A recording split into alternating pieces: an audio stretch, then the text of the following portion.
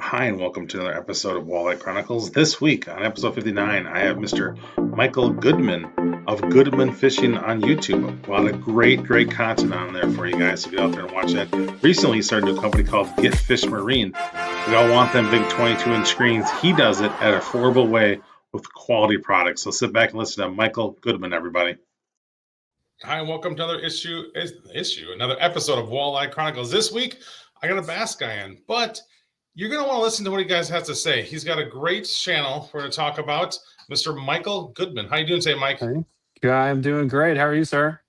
Wonderful. So I came across you with I came across you a couple different ways. One time, I've noticed him watching your stuff and just doing my research on you that I've seen your videos in the past. Oh, have you? Yeah. Your name and this together, right? Gotcha. I actually remember I was going through and I saw the video of the scooter, and I'm like, yeah, dude, I did that. I followed that's that an build. old video now. Yeah, you bet. Right? And then I have it actually right here. I took it off my boat when I put a big screen on it. I have the scooter mount still from like 2 years ago. That's awesome. Okay, so you have a YouTube channel. Yes. That does really well. You do a lot of cool things. I want to quick ask you a question before we get into this. What is your background? What do you do daily for work? So, okay, daily for work, I am a engineering manager. So I have a team of like 40 engineers that work for me. So if you can't tell based on the content, I'm a technical guy, engineer guy. But I've also done some time in like strategic planning for commercial vehicles. I've also done, I used to be a mechanic. So I used to be a BMW mechanic. So I got some technical background from that standpoint. So a little bit of everything in some regards. But if it's got wheels on it, or if it floats, I'm definitely interested in it, and I usually dive all the way down into stuff. So you see, sometimes I get in the weeds in my videos, but that's just I can't help it. I'm an engineer. Right. That makes complete sense because but the best part about it must be that mechanic in you that you break it down to we can pay attention. I kind of went backwards, right? So I was a mechanic and then I was an engineer. And so I kind of had that really hands-on viewpoint of just being able to fix stuff and explain how it works, especially to customers and stuff like that. And so, yeah, you know what? I've gotten that a few times where it's like, oh, well, that really makes a lot of sense when you put it that way. It's like, oh, yeah, I guess so. I don't know. It seems to come out that way. Right. But yeah, we do a lot of battery content on the YouTube channel. Yeah, it's a little bit of fishing here in North Texas. And then we do some live scope stuff too. Right. I did have to forward a bunch of videos on today because your battery stuff makes so much sense. That's good. I love the lithium stuff. It's my jam. I was on lithium pretty early in my life a ways ago, and it was hard getting people to listen to me. And when my guys were setting the boat up with me, they're like, "No, why do you know what you're doing, man?" Because there was nothing out, Yeah. 7-8 years ago. It was tough to get people come up fast. Put stuff in your boat, and now it's gone fast. And actually, it's interesting that I have you on. I just recently have I run the Power Pole Charge on my boat, and sure, yeah, and which is awesome, great product. But I've had issues over the last like 2-3 months, and I finally break it down. The Power Pole Charge is having issues. So the units, I have seen that. I have definitely seen that where it's like causing some freak voltage spikes or something weird, and it goes goofy. I've never ran one personally. I know why you run one, but I think anymore, I don't know that it makes sense anymore. Like if you can carry the lithium, you really don't need to charge, your 36 volts or whatever you're running throughout the day. I mean, in my opinion. That's literally what I came across, watched one of your videos today, and I already they're sending me a new unit because the other one's bad, whatever. Yeah. And I'm sitting there and I'm like, I don't need that no more. You really don't. Like it makes sense. If you got AGMs or something and you're on a windy day, yeah, run across the lake and charge them. Great idea. But if you've got 50 amp hours plus of 30 of lithium, I don't think you need to. Yeah, I wouldn't. And the best part was it was the worst possible place in the boat. Oh, really? Yeah. Oh, and I'm like I'm trying to make it work, not make it work, but trying to figure it out. And I'm not an electrical engineer. I'm a boat engineer, right? You can try to figure out how to get it to work. Yeah. I'm like, please, God, let it not be the Power Pole Charge. Well, and that's one of those things, right? You put it on there to make your day better. Yep. And it's causing you issues. And it's like, well, it's one of those things, in my opinion, if it's not on the boat, it can't fail. Right. So if it's not like this critical thing that makes everything work, it's like, you really don't want it to hinder your day. Right. It's there to help you. And so if it's causing you issues, man, I dump Yeah. it personally. It's one of those things where I don't know if it's just at its end of life. I guess I don't know what, Yeah, but it's even great, lithium chargers are a little finicky. Like right? Noco chargers or whoever, pick anybody's Yep. charger. Like I have two here that's like a bank went out. They just go out. They just quit working. I don't Right. know why, but it just seems like we have a hard time with that for some reason. I don't know if Yeah. it's a vibration or something about the boat and how it operates. They just can't seem to get there. Yeah. I always think it's the jarring, up here we're a lot of Yeah. big water and we're Oh banging yeah, around especially where you're nonstop. at. And I just think it's, I try to put it back in the boat as far as I could to keep that from happening. So I actually Sure. moved it away from my trolling motor's batteries. I actually put it underneath my live well, which I thought was a great place to put it until I had to take it out, because then, Yeah, yeah, it was good up until then, right? so what made you want to start? So, first of all, where'd you grow up? I am from a little bit of everywhere. So I started fishing in California, Southern California, and then we moved to Florida when I was a kid. So I did a lot Wow. of Florida fishing, and then lived in Nevada a couple times. Not a whole lot of fishing in Nevada, and I've been in Texas here for 15 years now. So I fish Ray Roberts, which is where the Bassmaster Classic was this year. I fish there a lot. Lake Fork, you probably heard of that one. Lake Louisville's right down the road. So we got some nice lakes in the area. But kind of my background's a little bit everywhere: California, Florida, Nevada, Texas. I'm not technically Texan though because I was not born here. My kids are Texan, but I will never be a Texan, no matter how hard I try. So, what was your favorite place to fish over the years? Florida was good. I don't know if it was just the weather in Florida, right? Because it's be like December and I'm in shorts fishing, like flipping lily pads and stuff. Like that's just awesome, right? But I'd say that's probably my favorite, just because the fish are feisty. There's plenty of them, and it's a cool place. How about you? I've been in Wisconsin the whole time through, so um, Okay, I spend my times in the Midwest, kind of going back and forth with Minnesota, Michigan, a place like that. I've been yeah, trying to branch out farther, but generally, if there's not a tournament on it, I generally don't get to it. I've been I see. trying to make that change and try to get other places that tournaments don't get and kind of explore the world. Yeah, no, that's good. So, what made you get into doing going on the YouTube? YouTube. I've always had kind of I don't know if it's a knack. I've had an interest in videos, and I would say one of the biggest things is getting better at speaking on the fly. So I do a lot of presentations at work and stuff like that. And just we're going to try this for now. I'm on my laptop because it's I don't know, for whatever reason it just was cutting out my phone. Let me try to get this. I don't know if this will work. Set up a little bit better. I'm out of position now. All right, give me just a sec. I can see your crazy board I want to ask about, so that's Oh perfect for yeah. me. Okay. Let me just get a little bit higher. Maybe that'll work. I have my laptop on a 1972 CUDA. That's a great power, So by the way. it's a good That's a great. yeah, it's a good laptop stand. That looks pretty good. That looks great. Okay. Okay, Sounds good. All right. Well, I'm ready to go now so back to until the it cuts YouTube. out. Okay. So YouTube. I started doing YouTube during COVID. Basically, we started fishing again. I have a son. My son was like 3 or 4 at the time. So the idea there was like, let's just start a little bit into social media, learn that a little bit. Like I know people make millions of dollars doing that, and I knew nothing about it. So I said, let's just go ahead and maybe I can make a little fishing money, right? If I made $50 a month, that's paying for gas to go somewhere. And that started it, doing some affiliate sales, doing the online thing, doing some YouTube revenue, and got to 1,000 subscribers after about a year and a half. And then now I'm at 13,000. So I think I've been doing it for 5 years now. And so I'm not super viral, right? But I think 13,000 is pretty good. I like to hit maybe 15 or so by the end of the year if that works out. But it's been really good. I've learned a lot doing this whole process, right? It's just you learn how to edit videos, you learn how to put a story together, you learn how to do different kinds of testing. We've got all kinds of battery numbers up here.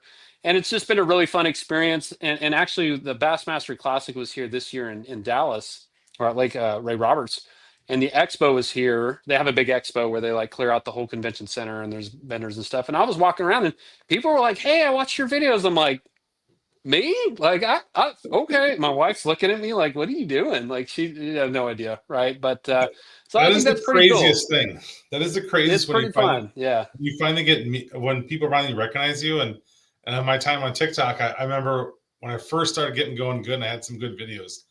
Yeah. I remember going to a Shields, and all of a sudden my wife's like, "Those kids are talking about you," and I go, "What do you mean they're talking about me?" And I come around the corner and they're like, "Hey, it's a smiling fish guy," and I'm like, There you "Yeah, go. Yeah. right." I Hell mean, yeah. Yeah.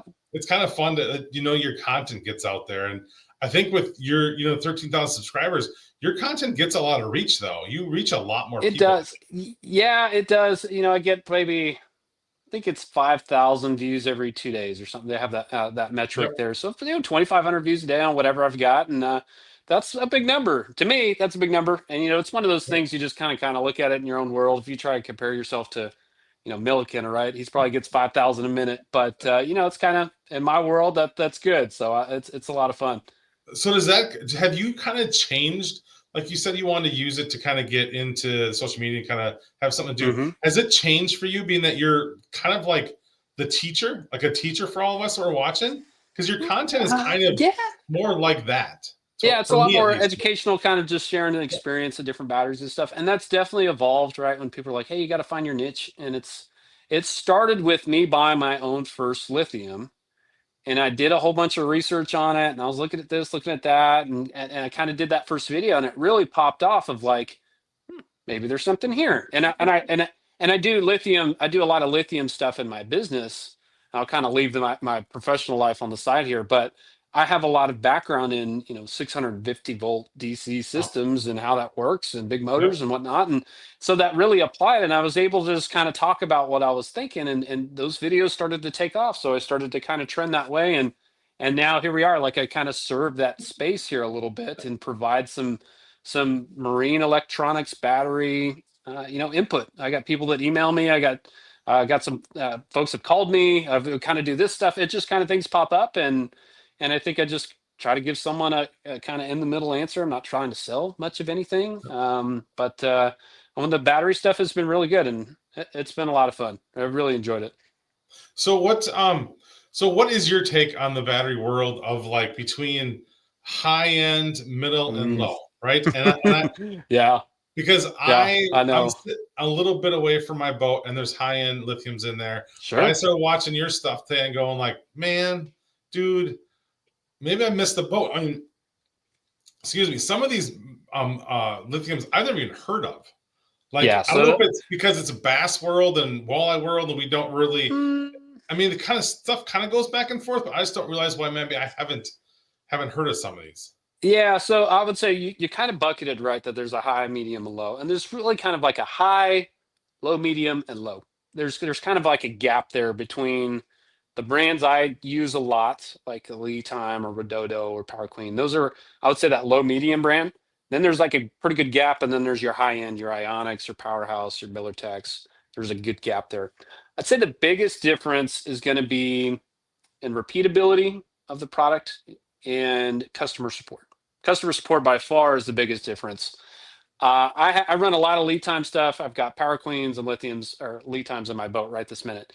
And if I had an issue, like there's nowhere for me to go. There's Mm, no dealer network whatsoever. And you email the folks over the support, and they're all based out of China, which is a thing. They'll yep. email you back overnight. They're usually pretty good about taking care of any questions, but there is nobody to pick up the phone and call. Now, if you go buy a Miller Tech, which I have a 36-volt Miller Tech too, they'll answer the phone, right? You can get that support. There's probably a local dealer. And so it just really depends on your level of comfort, right? But you're also going to pay like 3x more. I mean, so what is that worth? I could buy a Right. lead time. If it craps out a year from now, I can buy another one and I'm still making money Right. versus some of the other options. And that's what kind of made me think about the stuff that you're talking about is that like I didn't realize that other than the bottom line where you don't really know what's going to happen sometimes, I Yeah. didn't really realize the middle and the high, the middle, the high or middle, that they're basically the same stuff, right? It's just that Yeah. everything else around it is what Yeah. makes is where the price is. And I'm like, wow, because I have some higher end stuff, and it's like the service isn't great there either sometimes, right? Yeah, right. I mean that can vary. And then I always the Militech guys are one of the ones that gave me an early battery, so I have a lot of appreciation for them. But one thing I did notice, and I know they're kind of out of North Carolina area, there's like a Militech NASCAR race that they're sponsoring. So I'm like that. If you have that like amount of cash flow to Right. do something like that, like probably making pretty good money. I mean, that's not really fishing related, so. Somehow we're making that jump over to NASCAR money, and Right. that there's a big someone's making good money, and that's the whole name of the game, right? Everybody's here to make a little bucks, but man, there's a big jump there in what they're kind of sponsoring, and I think that does give a little telltale of Right. where they're at, and just in For sure. general, right? The Dakota Lithium, pick one, will sponsor a major Yep. Bassmaster Elites like Mhm. that. Someone's paying for that, and it's going to be baked into the cost somewhere. Yes, I you're mean, that's just correct. how it is. Do you see the battery evolving more, or the lithium's getting? Yeah. There, Yeah. Fair question. Usually, I would say lithium iron phosphate or LiFePO4. That's going to be here for a while. And the reason why I believe that pretty firmly is it's a very stable chemistry. It's not really prone to like combusting like on yep. an airplane, right? It's not like it's just going to catch fire on you. Could it happen? Sure. Is it probable? Not at all. We're hitting a really good cost to weight ratio right now. Like we don't really need them any lighter for a boat, Correct. right? Like there's already people that, at least in the bass boat world, that they take this weight out of their stern and now their boat's slower because it screwed up the weight distribution of the Yep. boat, right? So it's like any lighter is just going to make that problem worse. Mm-hmm. The cycle life's really good. Yeah, one of the issues with lithium iron phosphate is they don't really charge well sub freezing. Maybe up where you're at, that's an issue. Down in Texas, that's definitely not an issue. Like we're not fishing. If it's 25 degrees, my tail is going to be at home. Like that's just not going to happen. So for the majority of the world, that's not a problem. We've really hit a good stride, I'd say, with lithium chemistry. The next step is like sodium ion or something like that. And the cost is there. You got unique chargers again. Like we're really Yeah. just getting comfortable with LFP batteries. And Right. I think they'll be here for a while. Right. I'm just kind of glad because I feel like the batteries jumped on the scene so fast, but the chargers were kind of Yeah, behind. And I feel like for the sure. chargers are finally catching up because I remember the first couple of years I was buying chargers off of Amazon that I didn't really know if they're going to Yeah. start the house Hope it on fire. worked. Yeah. I had a couple that melted down. I started putting, because they were small cords, I would put them on a cookie pan in my boat because I Oh, was really? afraid if they Yeah. started melting because would Yeah. have cords melt on them. And I'm like, and now it seems like everybody has something out there and Oh, yeah. chargers have come a long ways to help us out. Where before you're like, well, yeah, you can run that regular charger with that. No, you really can't do that. Yeah, you shouldn't do that. Yeah, yeah, yeah. I hear you. And like you said, there's now enough support out there. There's enough experience out there. Kind of people know what they're doing. They know what to expect, what not to do. That I don't see that changing anytime soon. I mean, I know I won't buy another lead acid or AGM personally, unless for some reason Yamaha seem to be a little finicky on the outboard side. But yeah, I mean, I run two batteries in my boat. I run one 36-volt lithium and one dual purpose, and that's it. Runs my That's whole boat. crazy. That's crazy. That's crazy to me. That you can run all that stuff Yeah. with Yeah, lithium. there's one behind this Garmin here. It's 165 amp hour lead time. That's a cranking battery. And I mean, 165 amp hours is crazy, crazy Right. amount of power for electronics to run in the boat. That's your last few videos that have got me thinking about changing everything, why it's tore apart. Yeah, Because so yeah, I run a big Yarcraft, a big 21-foot okay, Yarcraft. So yeah, had it for 3 years. I started with two AGMs in the back and three lithiums in the front. And now I'm starting to think, do I really need the AGMs back? Do I need both those batteries in back? Can I just get rid of one of them? I am yeah, running a big 400 Merc, so I kind of want to make sure I have yeah, enough turnover power in that bad boy. But sure, it's one yeah, of those things where it's like you kind of got to start rethinking everything, kind of like as things yeah, move into stuff. yeah. When it's time to replace them, yeah, it's definitely a decision now. It's hard to pass that on, I would say. Right. And you touched on something before that I thought was interesting in one of your videos about how people take their batteries with them now. Yeah, Right. It's yeah, for crazy sure. Like, because yeah.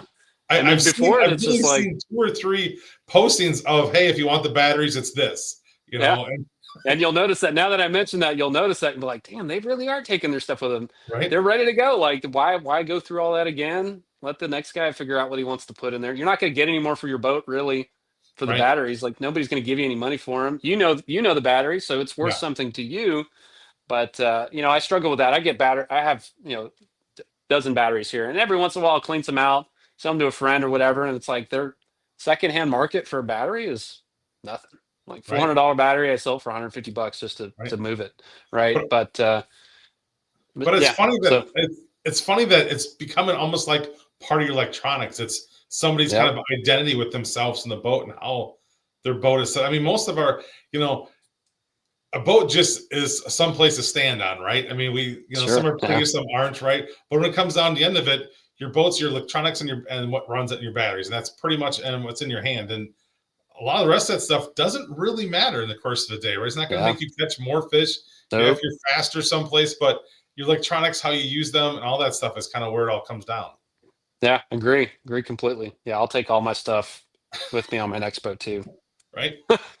So I also want to get into the voltage. You did a voltage video, Yeah, yeah, sure and did. there's been a lot of push in the last, I would say, at least in my world, I've noticed it in the last about 8 months to a year about 16-volt batteries, and Yep, that not a fan.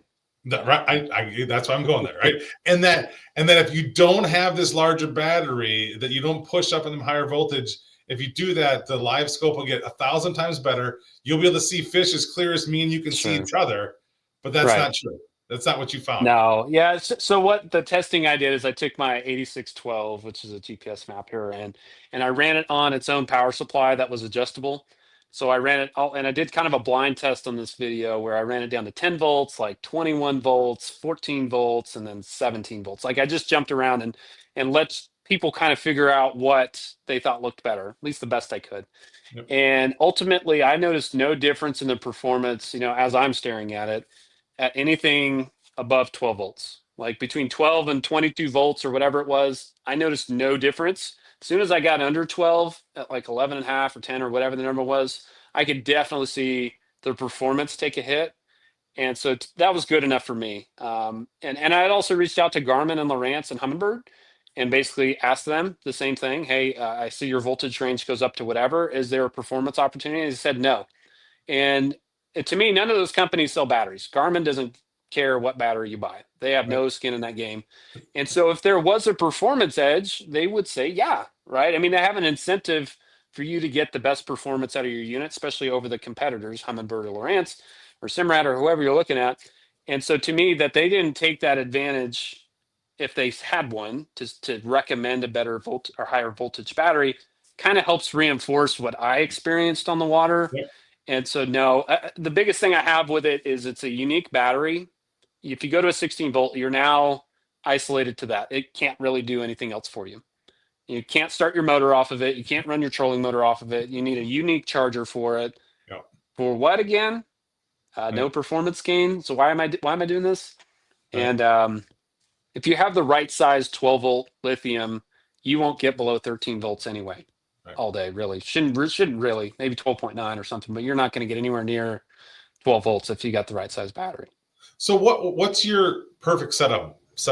If you're running, if you had just a graph on, if you had an 8 on your dash and two 12s up front, one got a 34, what would be your perfect setup for that boat? Yeah, I mean that's about 100 amp hours would be more than enough. That'd probably get you 2 days worth of fishing, keep your voltage plenty high.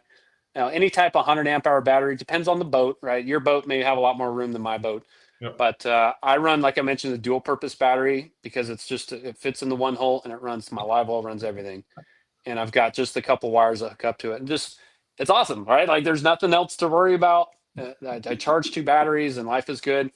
If I was doing like a super competitive tournament boat, yeah, maybe I run two dual purposes and two 36 volts and give you double redundancy on basically Yep. everything. But that would only be like, you're fishing for $100,000 or something Right. like that. I That's guess. definitely not my game. But yeah, that would be, it depends on the setup. But like you mentioned, a couple graphs, 100 amp hours is going to be more than enough. You won't worry about it. They're readily available in a bunch of different flavors. They've got a Group 31, a Group 24. That's kind of the other thing is people get off on the size of the batteries. Yep. They see a Group 31, 100 amp hour, and then they see like this extra mini that's 100 amp hour, and they're like, "But the big one's better, right?" No, actually, they're all 100 amp hours. Like, hate to break it to you, but it's no better. And so the way they've kind of got that is it's really just find the overall size that fits in your boat and just look at the capacity on it. I So got you. I get that question a lot too. A lot of the Group 31s are just filled with foam. There's literal like styrofoam inside the battery filling up the space. Well, just to make it bigger to fit in bigger areas? Is that? I Yeah, mean, yeah. Just so it drops in your current battery trays. Basically, is the only reason why they make that battery that big I for could like run 100 it. amp hour. Yeah. Can we Like just this get a? 165 that's back here is a Group 31. It's probably completely full. I probably won't cut that one open, but yeah, the 100 amp hour Group 31s have like this much space on each side of the cells. That's just Wow. air. So you don't get into heated batteries, obviously, down like we do. So you No, don't. yeah, heated batteries are only for charging. Yep. So you don't want to. I kind of for those up north, also get this question too. Is like, hey, do I want a heated battery? I live where it gets super cold. It's not there to keep the battery warm all the time. Like that's not the intent. The Yep. intent is just to warm the cells enough to charge it, and then that's it. Like they're not there to just be a warm, heated blanket. And they really don't need to with the lithium. You can let it freeze; it won't matter. Yeah. But yeah, I heated. Yeah, I go ahead. do. I do a little heater I throw in there when it's early spring and we're Sure. first getting out because it's you're. I mean, we're rolling when it's 20 pretty much for the Yeah. first Yeah, month or for so. sure. So generally, when I'm charging it, I have a little heater that I put in there Yeah. and kind of keep it warm enough and get it going. Once it's good, it's good. But Yeah. Also, when you get to the lake, if you like turn your running lights on and stuff, just getting some current moving hmm, will help build some heat internally too. Just turn your oh, lights on and stuff when you're getting all your stuff out and getting ready. Any type of load on it will start to move current. that makes sense. That makes a lot of sense. So, you spent this time doing all these awesome videos. Yeah. And then at some point, you switched over and wanted to make Ah, a difference, or yeah. you started a new adventure. It is I Get Fish Marine, I Get believe, Fish right? Marine. That's us. Yep. So And, this is and one of our displays. Yep. yep, And kind of the genesis of that, similar to the YouTube thing, kind of how I just found this path was I wanted to get a bigger screen on the boat. And I bought this GPS map here, which is $4,000 screen. And as I looked at them, I'm like, man, these other screens that are out there are really expensive for what they are. Like they're just a display, and they're waterproof and all the things they got to mount, but they're like 4 grand. And I can go buy a 95-inch TV for my house for $1,800 now. Like, how are we so far off here? So we haven't completely gotten it down to like dirt cheap prices, but that started a crusade a bit to go find like a path forward. And I reached out to a company, actually a year ago now, and talked to them what I was looking for. And they're like, yeah, we can do that. And we've worked through some specs and stuff. And they're like, hey, can I get a sample of that? Because I want to run on my boat. And they're like, sorry, we don't sell them. Like you have to we have to work with someone to like distribute them. And now I've worked with them for so long. I'm like, I feel like I own this thing. Like we've been doing this. We got the anti-glare, we got the hookups right, we got all the things. I'm like, well, maybe I can do that. And then so I started running the numbers and things like that. I'm like, we can make this thing for $1,000 less than everything else that's out there on the market and get like weekend anglers. For me, I'm just a weekend angler. I go out with my son, we go try and catch some. Do I need a $4,000 one or a $2,000 one? Not really. Even this is probably overkill. But I wanted the bigger screen. Sometimes I've got two people on the boat and we want to look at the same screen. We're offshore, whatever. And so we kind of started this whole thing of like, I think we can do this for $1,000 less and try to get these out to more people with a high quality product. And that's Get Fish Marine. We launched a website a couple weeks ago. Just sold our first units earlier this week, so that's super exciting. I saw And you were sold out. yeah, we're not quite sold out, but No, no, we did sell a couple, and that's really good. We just got to get things rolling a little bit, but I think it'll catch on a bit. And again, it's not like a full-time deal. The idea here is to make it accessible. If it scales, great. If not, I still want to get and basically help that weekend angler like myself. mm, I don't need the Bassmaster Elite setup. Performance wise, it's like for like, but I don't need things that don't matter. Like Right. I've got a real basic back shell on this. It's not like a aluminum heat sink, super fancy thing. So there's areas of where we've optimized the parts to be cost conscious on the Hmm. parts that don't matter. So that's kind of been the strategy there. And we're also not sponsoring like major fishing events and Not yet. sending units free to people and all that stuff. So it's that all comes out of the price too. And so we've Yep. really focused on being at that $1,000 less price point, and I think we're starting to get some attention on that, which is good. So I want to get in the nuts and bolts a little bit. Yeah, So is that basically just a screen and you yeah, attach to your yeah. other? This it is. So this one's running. Here, let me get out of the way a little bit. So this is the 8612, and Yep. this is the 22-inch, and it is a mirroring unit. So they're Okay. talking via HDMI, and it's all full touchscreen, via a USB connection. And so the idea here is I run this one back at my console in the back Okay. of the boat, and then Oh. I run the big one up front. I mean, just the brightness here, so it's not so blowing you out. But and the idea here is to mirror that. So I'm getting the same performance out of each one of these. And when I pull it up, there's like no lag or anything between the two units. It's all doing the same thing in real time. So that's another benefit of it. It's not like a wireless thing where there's latency on it. Right. And yeah, that's the idea. Is just get it on a bigger screen. It's full 1080p, so there's really they're both 1080p, so you're stretching that out a bit. But I've definitely had some more success with it actually, at least with live scoping, because you're able to make those rock piles instead of they're this big. I could Right. stretch them out a bit and see some stuff that's moving around in there.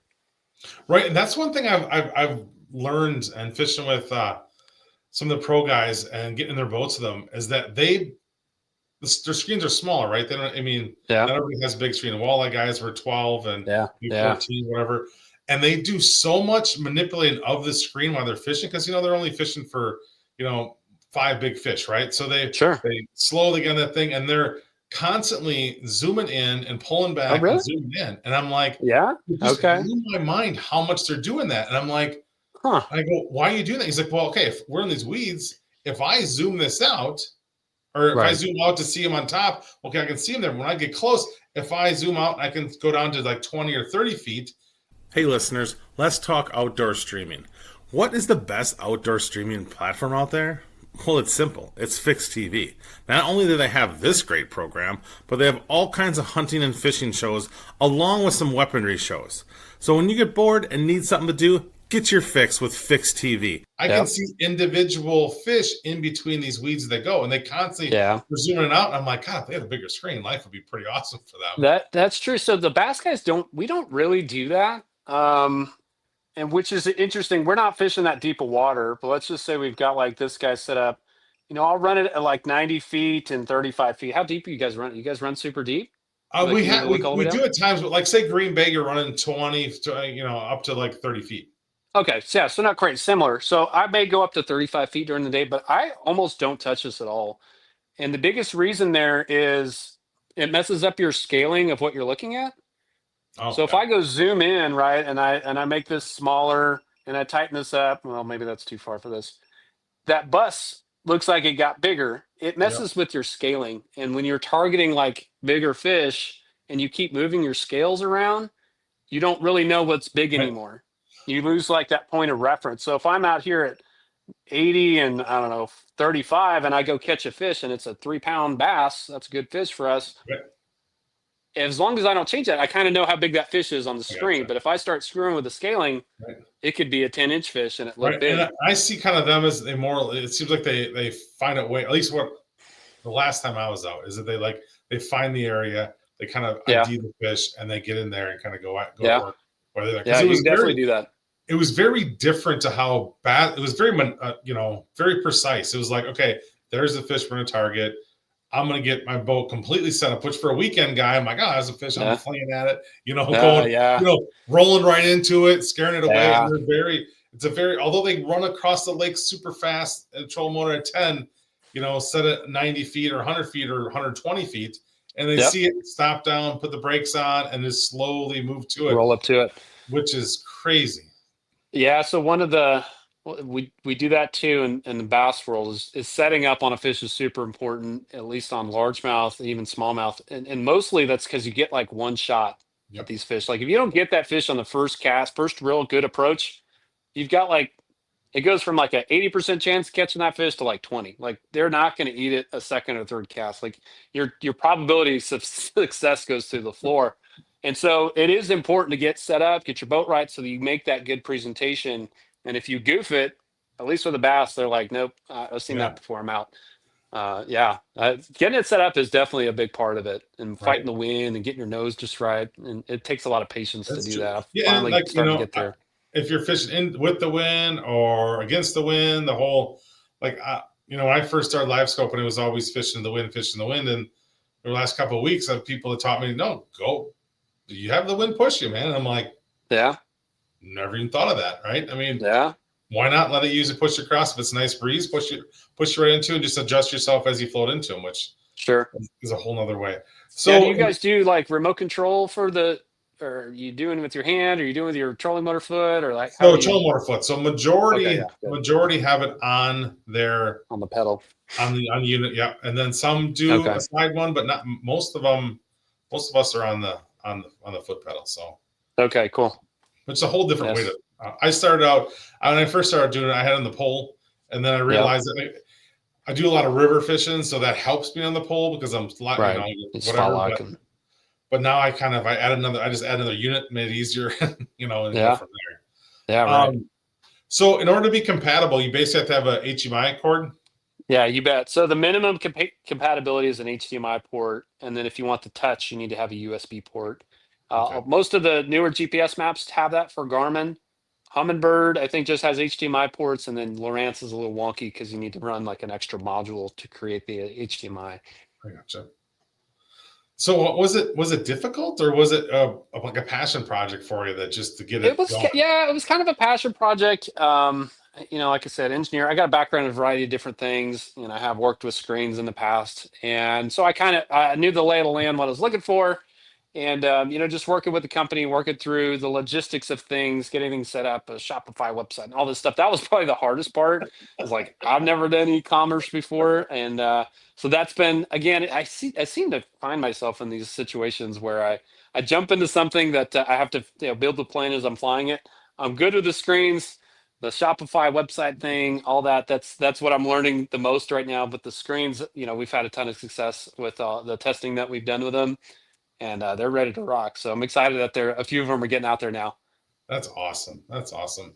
I hope it goes well because I mean, anytime we can kind of kick down prices a little bit, I think Yeah, sometimes we do a little crazy, and it does price people out. I mean, there's a lot of obviously the whole live scope world is kind of a weird fight between good and evil. It feels like on a daily for sure. basis, Yeah. especially in your world. I don't know Oh what's yeah. going on in the bass world, but it's like every day my inbox is my videos are full of Slick Johnson getting pissed at somebody Yeah. or something going on. Yeah. I'm like, what in the Someone world banned is going down? something. Yeah, what's going on I down don't know. I really don't know. And then it's just drama and it's exhausting. I'll stick to the weekend stuff. So I try not to get too worried about it because I'm not competing at that level. That's their problem. I'm there? gonna go fishing. We're gonna do what we want. Have a good time. So you had an opportunity to be a judge recently, right? Yes, yes, that was a ton Did of you fun. want to So do that? Is it something you always want to do, or So Lake Fork is unique because it's the only one where like you actively weigh the fish. Because Lake Fork is weird because it's a slot lake, okay? Yep, which means, yeah, maybe you guys have those up there. You yep, can't keep anything between 16 and 24 inches for us at Lake Fork, which means I have a tournament there. Like they're either under 3 pounds or they're over 9 pounds to yeah. keep one. And so that's kind of hard to have a tournament there for bass.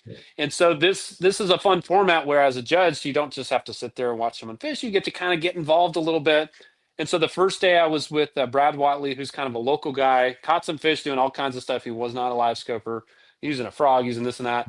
And so that was cool to see. And the reason why I wanted to do it is just to help get better. Like these guys are fishing for 100 grand.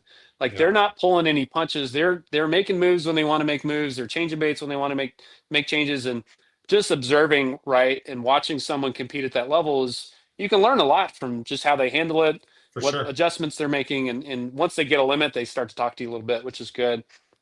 But the second day I was on a camera boat, which was super cool.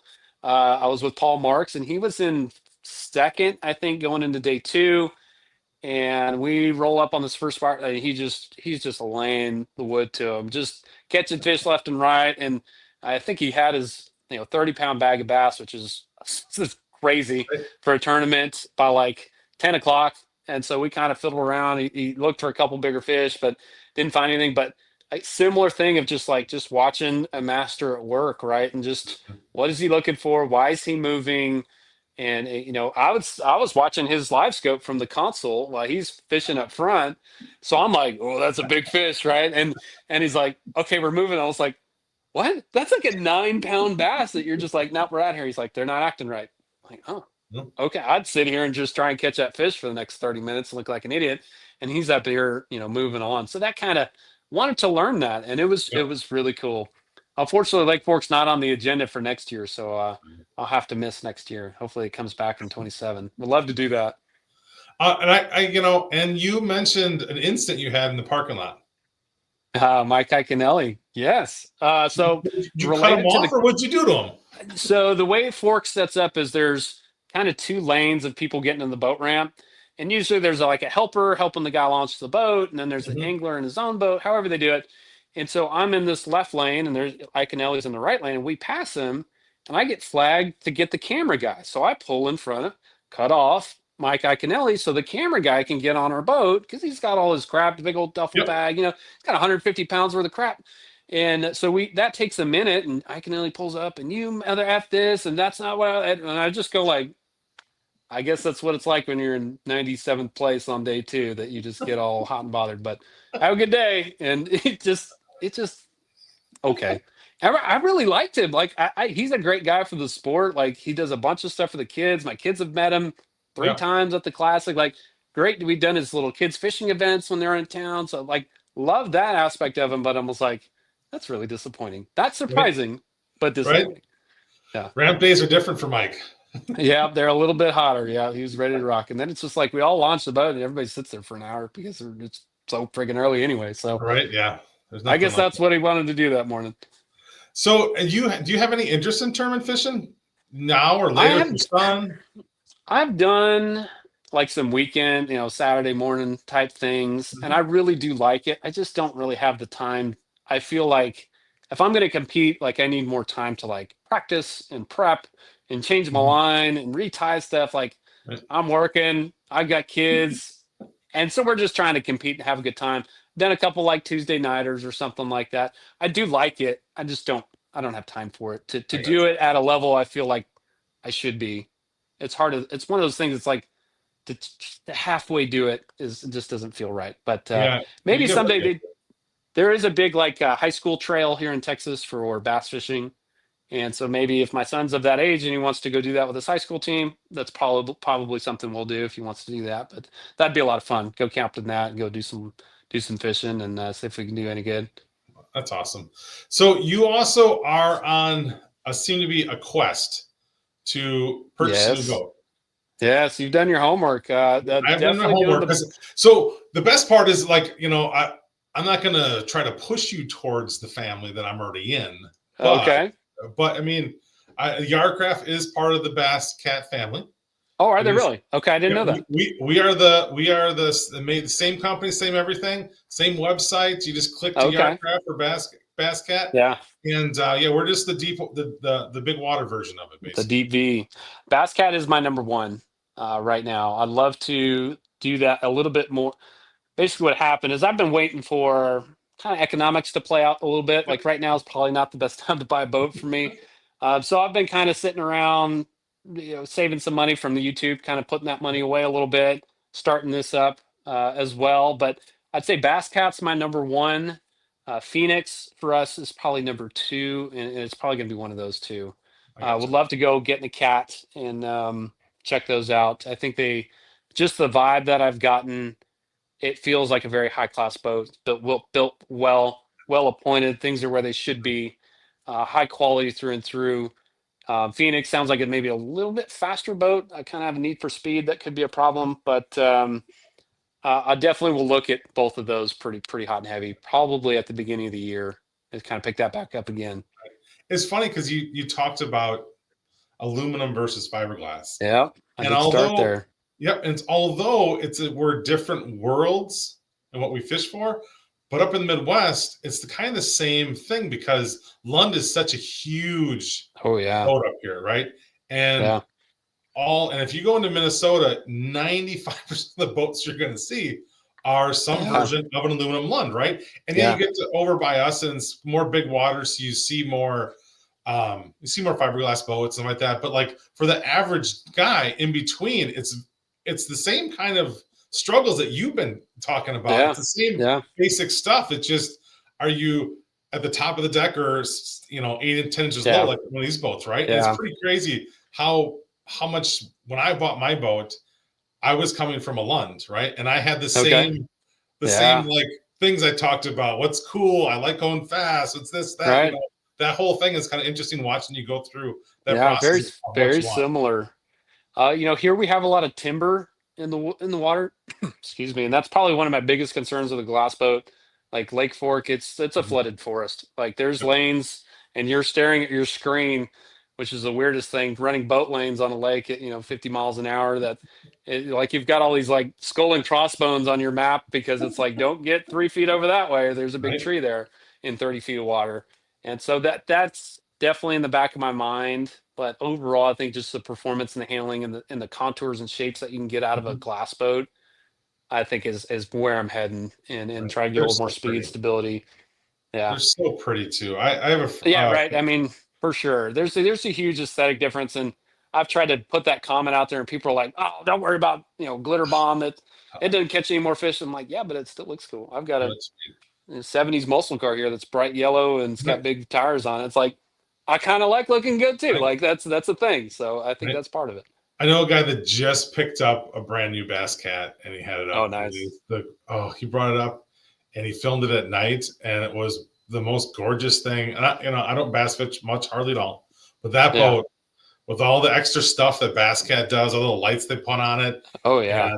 Oh my God. It's even got a thing where on his by the tailgate, it drops a light down, right? Kind of like when you open the car doors and the nice one that says like Buick, it says Bass Cat on the ground. Oh, does it? Nice. I'm like, oh I gotta upgrade just to get some of these new features. Yeah. My kids like the Bass Cat wheels. They have like a little bass on them, and I'm like, okay, they're gonna sell them. I'm gonna buy this $100,000 boat because of the wheels on it. But it makes sense. I think they're a good looking boat.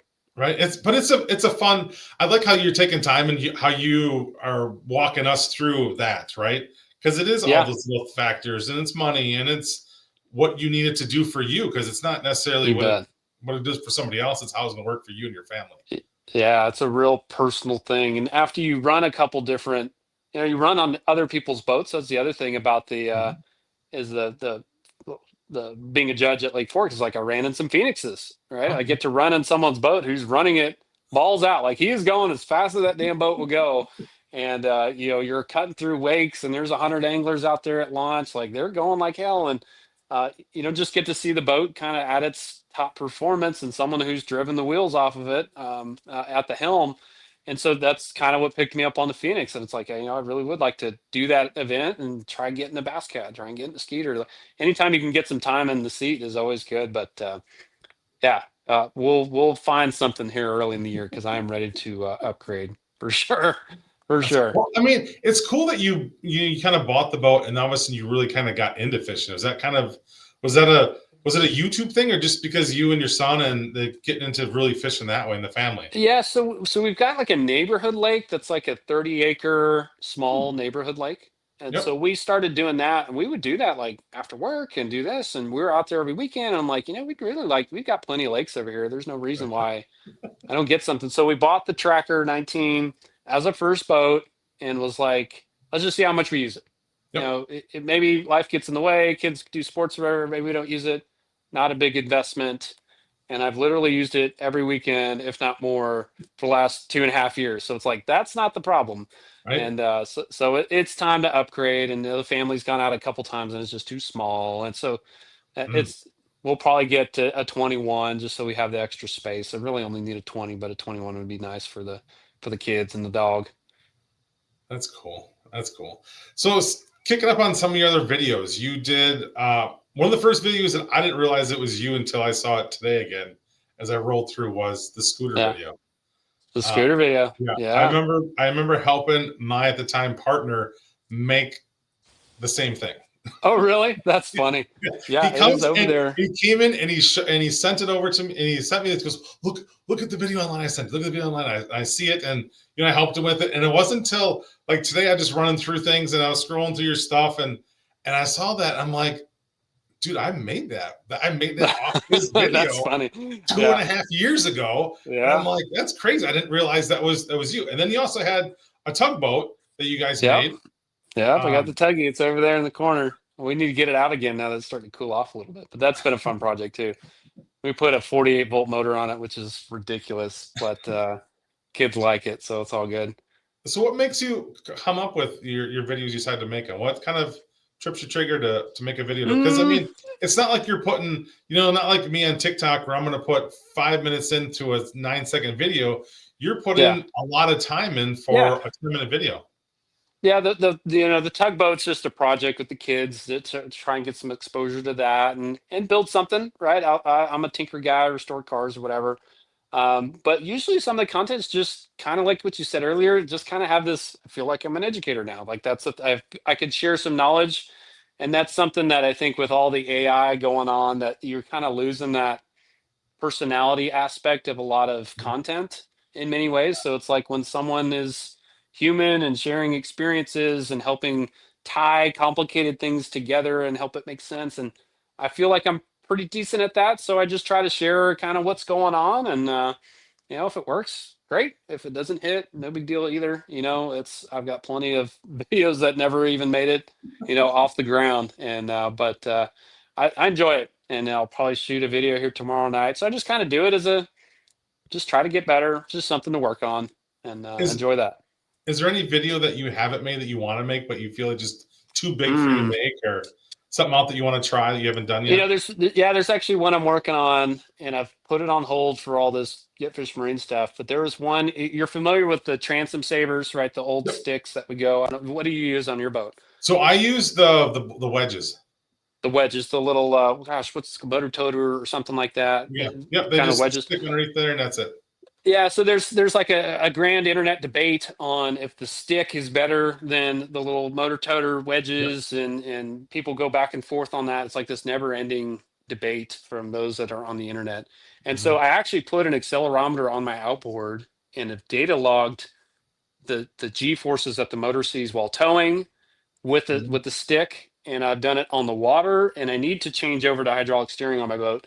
So I'll put the motor toter on there. So I'll have like this set of data that's showing towing versus on the water versus with the motor toter, the wedges. And I should be able to correlate of like, there's actually no difference, or there is a big difference, or one is better than the other. Just preliminarily, the on the water data is far harsher than anything you'll get on your trailer. So it's like just that venture alone should squash a lot of opinions of be like, well, guys, if that's really what you're worried about, then don't take your boat on the water. Right. Like if it can handle that, it can handle the trailer. Quit worrying about it. I've always wondered about that. But that's a big video that I'll have actually some engineering data with that I need to pick that back up. But maybe that's like a fall winter time thing for me. Do you feel you have to have the engineering data to make it a your video? Yeah, I think that's what separates it a bit of just like I try not to have too many opinions on things. There's some things where it's like, I would do this or I would do that. But that's when it's like, here's what the data says. Quit arguing. It's science. Like, let's move on. Have you gone into things and gotten it completely different than what you thought it was going to be? Like, what did you think the 16-volt thing? Did you think that was going to help or not? Or I had my doubts because I'd reached out to Garmin before. Okay. But when you look at all the videos that are pushing out, it's like, hey, this guy's sponsored by XYZ battery, and they think it's the best thing ever. It's got to be, right? And it's like, is it? And when I did the test when I'm adjusting it literally on the water, same graph, same fish, same water clarity, I'm like, nope, no difference. I'm out. But yeah, that was one that I wasn't sure which way that was going to go. Yeah. I find it funny when I hear people talk about what they use or what they're recommending, I always have to kind of take it with a grain of salt and realizing who they're sponsored by first and what's going on. Because I mean, if I listen to everything that that people say when they're out there. Mm-hmm. It make it even harder because then you can't catch anything on Rapala, you can't catch anything on Yeah, Storm. right. You know what I mean? It's one of Yeah, the I've got a story for that on the Lake Fork Judge thing, right? Like I'm on these guys' boats, right? I know what they're using, and then it's like the next day or after the tournament, it's like here's Bassmasters, like what lures caught the fish? I'm like, well, there's my guy. I was like, he was not using that bait. I can assure you of that. But it's like that's what they got to do. Like they're sponsored by whatever, and it's similar, but that is not it. yeah, that is the And name so of the game. yeah, that is the name of the game. You got to be aware. That's really why I've not tied with any battery companies in specifically is to stay independent on that. Have they I've reached had out to plenty of you? people. I'm sorry. Have they reached out to you? Yeah, I mean, I've worked with all the ones I have. They're usually sent to me, and I Okay. do the video. I don't. There's no influence from them other than sending the battery and a video, and I can tell them whatever I want. I can say the battery sucks. I can say it caught on fire. There's no tie to the content itself, and I really try hard to not have any let them have any influence on anything. They're like, oh, we don't really like the way you said that. I'm like, it's my video. Like there's nothing here that we're gonna do. Like I'm not gonna change that part. It So didn't you have work. people that reach out to you and say, "Hey, we're not a big fan of that." Wow. Yeah. Yeah. And Yeah. ultimately I mean, they get it, right? There's got to be some authenticity there. And maybe I say it a little softer of, I had an issue with this, but ultimately it worked. However, they worked through it with me. Like I try to help make sure that story stays whole. But, Mhm. holistically, there's been companies like, we want to wrap your boat and do this, and you can be an XYZ battery guy. I'm like, no, because that drives too much Yep. favoritism, and I don't need it. Sure. That's not what I do. Yeah. Right. Is there another product or technology on the boat that you want to start breaking down? Good question. I can't think of any new technology. I do plan on tuning my next boat. So like yeah, you can get a Yamaha and tune it, so I'll Yep. probably play with that a bit, but no, there's no new tech that I can think of. The batteries are pretty well dialed in, the fish finders I think are dialed in. I may do like a dual live scope setup. I only have a single today. I'd like to have a perspective view and then a forward view is something I'd probably play with. But no, not really. Awesome. How Awesome. Well, about so you? Is there anything you're trying to get into? no, not really. No, I'm actually just trying to literally trying to redo my batteries. Okay. I've been having that issue, and now that I know what it is, it makes sense, right? But Yeah. I didn't think to look at the power pole charge as the problem.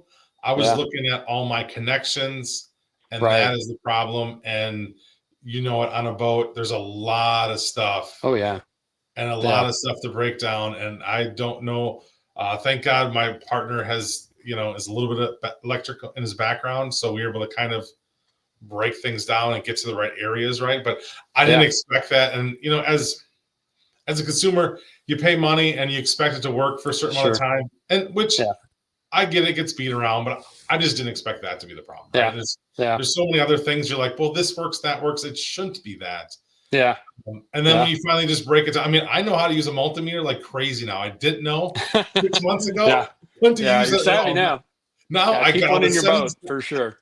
right. I I have got one all in the my boat. settings down, and I'm good to go. And I can jump in that bad boy and figure out what's going on. But Yeah. yeah, I That's good. think it's just this dial my stuff in. I'm kind of looking my next world. I kind of want to figure out uh, trolling motor. Right.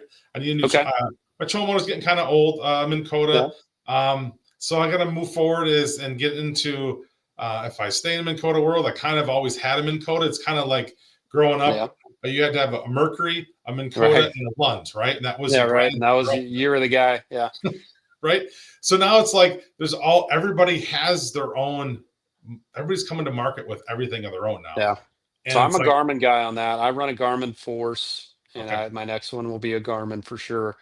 And I love the trolling motor, but I would say the best thing about Garmin is their customer service has okay, been second to none. Like anytime I've had an issue with a transducer or I had a heading sensor that wasn't working right, their support's been awesome. Hey, we'll send you a new one, even though it's out of warranty. Like yeah, they have really taken care of the consumer on that aspect and the support, I think is worth the money for me. I know they're all kind of same price now, but Yeah. I will buy another Garmin Yeah. hands down because of their support. Yeah. That's cool. Yeah, it's just so many different. Everybody has one now, and it's like you got to kind of sift through what's there. And I definitely like to get into. I don't know if it matters much. I think for maybe noise, maybe getting into brushless or something on those lines. Yeah. Now that Minnesota actually has one, and they're the last one to market with that. But I haven't had any issues. I broke a couple. I've had one deploy on me, and that didn't go well. Yeah. But Yeah, I bet.